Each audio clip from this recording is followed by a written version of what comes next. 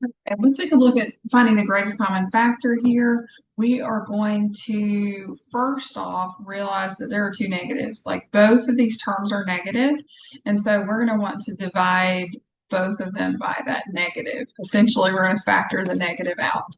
Technically, it's a -1, but since there's no other numbers in this problem, that's not really going to affect anything. We want to look and see about the y's. We have one y in the first term and then two in the second. So the most they have in common is that they have one y, right? And then that's it because the first term is just -y. There's nothing else that could possibly be in there. There's no way for there to be any x's in that. There's no way for there to be any z's. So the way that you write it in factored form is you write whatever you're dividing out, your greatest common factor, in front of a parentheses.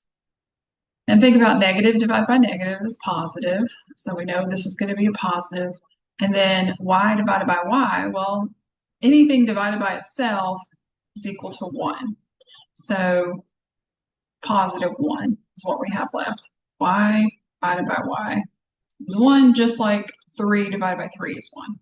Right? Go to your calculator and type in any number and divide it by itself, and you'll see it's 1. Well, it's the same for variables. Okay, and then we have negative divided by a negative, so again, that's going to be positive. And this time we have y squared divided by y. Well, that means there are two y's, and we're taking one away. So there's one left, right? 2 minus 1 is 1. So there's one y. And then the x to the fifth and the z to the fourth don't change because we didn't do anything to them. We had nothing we could take away.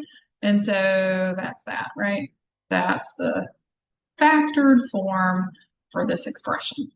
All right. Hope that helps you. See you next time.